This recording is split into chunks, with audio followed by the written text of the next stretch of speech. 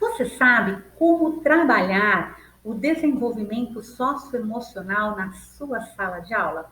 É isso que o canal Alox traz hoje. Eu sou a Silvana Barbosa. Aproveita, se inscreve no canal, deixa o seu like, você vai receber mais notificações e compartilha o nosso vídeo. Mais professores vão ter acesso aí a essas informações, né? Alunos e pais também fiquem muito à vontade de comentar.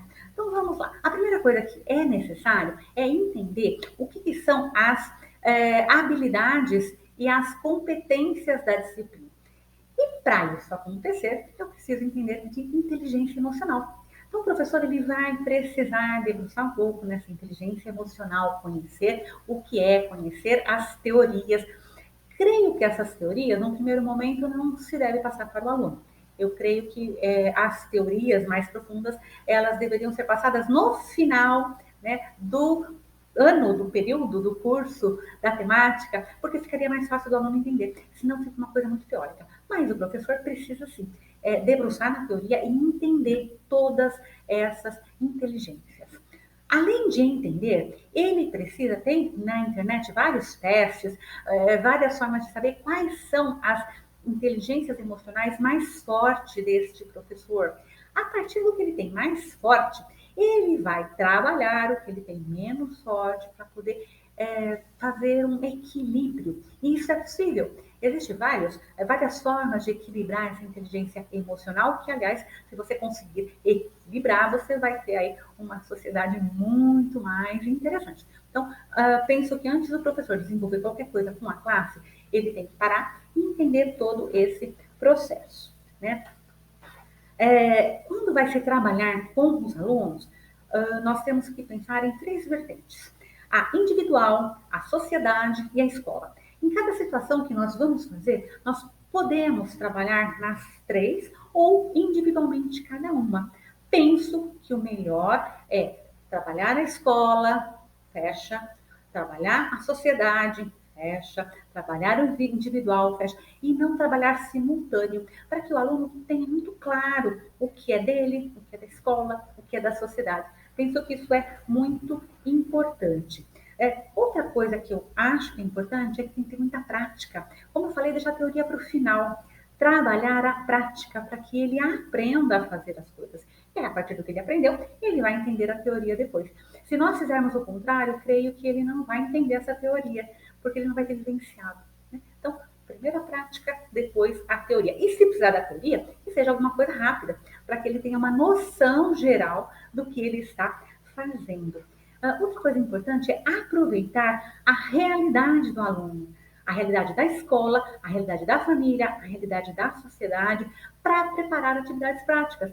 Pegar o que está acontecendo naquele momento na escola, o que está acontecendo naquele momento na sociedade, na casa dos alunos, quando for individual, na situação realmente de vida desse aluno. Então, é importante esse professor estar linkado com o que acontece. E ele pode até fazer alguns trabalhos junto com outros professores de outras disciplinas. Há situações, por exemplo, de conflitos que está tendo numa sala de aula, ou o estudo de alguma coisa numa outra sala de aula, que o professor pode, sim, aproveitar e trabalhar em parceria. É algo que funciona bastante. E algo fundamental, quando a gente usar a realidade, a gente tem que observar essa realidade, questionar essa realidade, sugerir intervenções nessa realidade, se houver necessidade. Porém, não pode ter julgamento, porque a partir do momento que o professor passe a julgar ou permitir que haja esse julgamento, acabou qualquer proposta, né? Então, se está acontecendo lá um conflito na sala de aula, não tem como julgar quem está certo, quem está errado, se você fez isso ou aquilo. A ideia não é ser um juiz julgando, mas sim entender como que aquele processo chegou até ali, como que se chegou àqueles conflitos e o que pode ser feito para melhorar ou desfazer os problemas. Então, nunca esse julgamento pode estar presente. Então, o professor precisa muito se policiar. Por quê? Porque faz parte do ser humano julgar. Olha, ele fez isso porque aquilo, a culpa é dele, ele que não ajudou no trabalho. Então, não é essa a lógica. Se ele não ajudou no trabalho, ok. Por que ele não ajudou no trabalho? quais são as dificuldades que ele teve para estar se empenhando. Ele não fez porque ele não quis, é uma situação. Ele não fez porque ele não foi acolhido pelo grupo, é uma outra situação. Ele não fez porque ele não teve tempo, é outra situação. Então, cada situação ela precisa ser analisada, observada e ter intervenção. Como eu repito, jamais o julgamento. Então, eu vou estar colocando hoje a questão das habilidades e no próximo vídeo as questões das competências. Lógico que a gente sabe que uma está linkada com a outra, vocês vão ver que em alguns momentos elas vão se misturar, o que é normal, mas eu achei melhor dividir, porque senão o vídeo ia ficar muito longo, cansativo para estar assistindo. Então vamos lá. A primeira habilidade que nós vamos trabalhar é a proatividade. O que é isso? É o aluno tomando a iniciativa de fazer alguma coisa. Se o aluno tem que tomar a iniciativa, o professor não pode tomar a iniciativa pelo aluno, né? Então, isso é uma lógica, assim, muito simples. Porém, como faz? Como faz o aluno tomar a iniciativa de fazer alguma coisa? Então, a primeira coisa que o professor vai ter que fazer é definir se ele vai trabalhar com a escola, com o individual ou com a sociedade. E a partir daí, eu sugiro que ele identifique no aluno o que ele já fez de proatividade e não o que ele vai fazer. Então, qual foram as iniciativas que o aluno teve dentro da casa dele, ou, se for foco na escola, dentro da escola, ou se for na sociedade, dentro da sociedade. A partir daí, alguns alunos vão perceber que aquilo que ele fez é algo proativo, né? Por exemplo, um aluno mora com a avó e esse aluno percebeu que a avó vai buscar pão todo dia e ele, né, decidiu, olha, quer que eu passo na padaria quando eu vim da escola? Aí eu compro pão, pode ser? Então, essa iniciativa foi do aluno. Então, mostra ali uma situação proativa. Com certeza, todos os alunos já tiveram situação de proatividade. Basta identificar. Então, penso que essa habilidade, ela inicia primeiro identificar o que ele já tem. A partir daí, incentivar que novas situações aconteçam a partir do interesse do aluno. Não adianta o professor chegar assim, nós vamos fazer um trabalho de arrecadação de alimento para tal lugar. Não, isso não é algo que nasceu do aluno. E tem que nascer de forma individual. Então, pode ser que aí o trabalho em grupo não seja interessante, né? E sim cada um pensar em si, cada aluno pensar em si. Então, penso que esta seria a forma de trabalhar a proatividade. O segundo item seria o pensamento crítico. Bom, tem que escolher também o tema, se nós vamos trabalhar sociedade ou escola, né? Então, escolhendo um tema para trabalhar dentro dessas três esferas de acordo com a idade. Se você vai trabalhar com uma turma muito jovem, você tem que pensar qual é o conteúdo ali que você vai estar trabalhando. Você não pode, por exemplo, trabalhar uma situação totalmente relacionada aos jovens, aos adolescentes, com criança e vice-versa. Não funciona. Então, o professor tem que ter aí um bom senso de colocar dentro da faixa etária deles. E aí, trazer pequenos textos para que o aluno entenda, né, o que é essa questão crítica. Ele pode, então, fazer o seguinte. A partir do tema, ele pode dividir em grupo, aí a gente já consegue trabalhar em grupo. Cada grupo, ele vai pedir para pesquisar alguma coisa sobre aquele tema, de preferência, coisas antagônicas, muito importante. Opa, acho que falhou, vamos lá. Muito importante o aluno ter a percepção de que para fazer a pesquisa tem lugares corretos para serem feitos e outros não. Então, o professor precisa sim orientar, olha, eu quero que vocês façam ou nesse, ou nesse, ou nesse, dá várias opções de sites, né? Mas não permitir que seja uma coisa aberta. A gente sabe que a internet hoje está muito complicada em termos de fake news, textos que não são científicos, então o professor tem que ter esse cuidado. Então, ele sugerir quais são os sites que são interessantes para buscar, ou os que não podem ser pesquisados porque não tem fonte confiável, ou que ele traga a fonte e aí a gente fazer essa discussão. E aí fazer trabalhos em grupos e depois trazer esses conteúdos e fazer uma discussão dentro da sala dos temas. E com posturas antagônicas, e aí o professor vai ser o mediador, né? Então, ele vai estar ampliando a conversa. E uma coisa importante que eu já trabalhei e vale muito a pena é você trocar os papéis. Por exemplo, um grupo ele concorda com determinada postura de um grupo que vai ser estudado, um grupo de futebol, né? O outro não. Então, quando você for dar os conteúdos, você inverte para que o que não concorda estude exatamente aquilo que ele não concorda. Por quê? Porque ele vai estar questionando, ele vai ler alguma coisa contrária àquilo que ele acredita. Então, isso pode, de fato, fazer com que ele amplie o seu conhecimento. Ele pode modificar o pensamento, ele pode certificar daquilo que ele acredita. Enfim, assim que se constrói essa consciência crítica. Então, é importante ter essa diversidade. O terceiro ponto que nós vamos trabalhar é a questão da criatividade. Bom, a criatividade, ela trabalha na proatividade, ela trabalha junto. Quando o aluno é proativo, geralmente ele é criativo, como eu falei. O aluno decidiu que vai comprar o pão na padaria para a avó. Isso é uma forma de criatividade, né? Ou ele pode ter uma outra situação. Então, é algo que se trabalha junto. E também trabalhar com o empreendedorismo, que vai ser o próximo, e também precisa de criatividade. Uma coisa que eu acho que na criatividade pode ser trabalhada é teatro. Por que o teatro?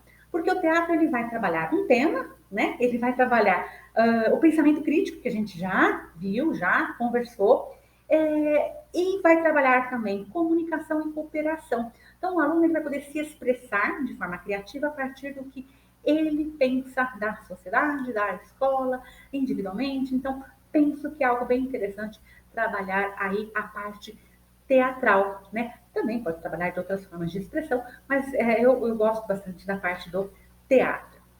O outro ponto que nós podemos trabalhar, devemos trabalhar, né, dentro da disciplina, é o empreendedorismo. Trazer um texto que significa, esse realmente precisa definir, né, com um aluno, nada tão complexo, mas ele precisa entender o que é ser um empreendedor, montar grupos e ver as ações que eles podem fazer empreendedora. Né? Eu já participei de algumas escolas que fizeram incubadoras e com propostas de construir projetos mesmo de empresa, de loja, lógico que tudo na teoria, mas eles fizeram dinheiro, fizeram um levantamento de como que ia ser montado isso, pode trabalhar junto com o professor de matemática, enfim, dá para fazer um projeto bem interessante a partir da criatividade do aluno, ele vai viajar, né? E o professor ele vai orientar, olha, isso que você está falando é possível, olha, isso que você está fazendo, não tem link com a realidade. Então, esse empreendedorismo, de forma lúdica, dá sim para brincar um pouco com esses alunos e, quem sabe, lá na frente, ele acabar usando essas ideias dentro do seu processo de amadurecimento. Aí nós temos a comunicação, que também ela é uma habilidade que precisa ser trabalhada. Tá? Como que se trabalha a comunicação? A comunicação, ela precisa acontecer. Tem alunos que se comunicam muito bem, alunos que se comunicam com dificuldades, escola que se comunicam muito bem com os pais, com os alunos. Então, tudo isso precisa ser avaliado. Quem vai avaliar? O professor e os alunos da sala, né? A comunicação está acontecendo? Se tá, joia. Não, não tá. Lembra que eu falei que não dá para julgar? Então, por que não está acontecendo? Ah, porque a sala está muito barulhenta, ninguém está levando a sério. Tá, o que a gente pode fazer para mudar? E lembrando que não dá para ter o julgamento, né? Não é para a gente estar julgando ninguém. Lógico, se tem um aluno que está dando problema, aí cabe ao professor, não é os alunos avaliarem essa pessoa dentro da sala de aula, não. É o professor tomar postura de professor e resolver a situação de indisciplina. Mas quando a comunicação não é por conta da indisciplina, sim, tem que ser conversado. Né? É um tiro no pé se você trazer problemas de disciplina para os alunos conversarem. Porque eles vão ficar com raiva, pode surgir o bullying, e não é função dos alunos fazerem essa avaliação do colega. Lembra? Não é para julgar, né? Não cabe ninguém a julgar. Cabe ao professor, se perceber algo estranho, ele toma suas atitudes. Né? Então, nunca levar esse tipo de problemática para os alunos discutirem, né? Principalmente quando é individualizado. Se a sala toda está fazendo muito barulho, ok, vamos conversar com a sala toda. Mas se é algo individualizado, não deve ser feito. E aí é importante nessa comunicação perceber o que pode melhorar. Melhorou? Ok. Não, não melhorou? Reavaliar de novo. A comunicação não está acontecendo. O que a gente pode fazer para mudar? Criar um boletim, criar um jornalzinho, colocar na lousa o que vai acontecer na sala, porque essa disciplina ela é bem movimentada, então para que os alunos não percam datas, ou criar um grupo de WhatsApp, não sei. Essa comunicação, ela acontece, né? E os alunos podem muito bem ajudar e avaliar se ela está sendo positiva ou não. E o último, né, a última habilidade é a cooperação. Essa cooperação, ela precisa ser avaliada pelo professor e pelos alunos, lembrando que não é para julgar. A gente sabe que em todo grupo tem alguns alunos que têm uma participação maior e alunos que têm uma participação menor. Isso não significa que quem tem uma participação menor precisa ser massacrado. Talvez ele não tenha a habilidade em fazer a parte escrita, mas ele pode se dar bem muito no teatro. Então, cabe ao professor ser um mediador para que os conflitos desapareçam e não que nasçam conflitos. Então, vamos sim estar fazendo essa avaliação da cooperação, né? E por que alguém não coopera? Talvez em alguns momentos pode ter alguns problemas, aí o professor tem que ser realmente o mediador para que isso seja resolvido da melhor forma possível, né? Então, aqui são algumas propostas de trabalho para as habilidades. E no próximo vídeo a gente vai estar falando das competências. Eu trouxe também como que vai avaliar esse aluno, porque diante de tudo isso, como que eu avalio? Né? Não é você ter uma prova, dar a nota e pronto. Não, não é isso. É importante avaliar a teoria, né? Então o aluno precisa entender a parte teórica, mas como eu falei, ela não pode ser a principal, mas ela tem que ser avaliada. Precisa ter a autoavaliação. O aluno ele precisa se avaliar para que ele perceba o que ele tem, né, contribuído e para que ele perceba o que ele não tem contribuído. Então é muito importante esse processo de autoavaliação para todo o processo da disciplina. E fazer a avaliação do grupo inteiro, com o grupo, mas lembrando sempre do não julgamento. Porque se a gente entra na questão do julgamento, a gente perde a turma, né? Então, essas são as três formas que eu acho que é importante estar avaliando. As classes podem avaliar a partir dos trabalhos, das observações, enfim, tem várias formas de estar avaliando todo esse processo das disciplinas socioemocionais. Então é isso que o canal Aloxi trouxe hoje. Espero que você tenha gostado. E amanhã nós vamos trazer as competências, né, dessa disciplina socioemocional. Ok? Então, compartilhe nosso vídeo, deixe seus comentários, toca o sininho assim você recebe todas as nossas notificações. Te aguardo para um próximo vídeo. Até mais!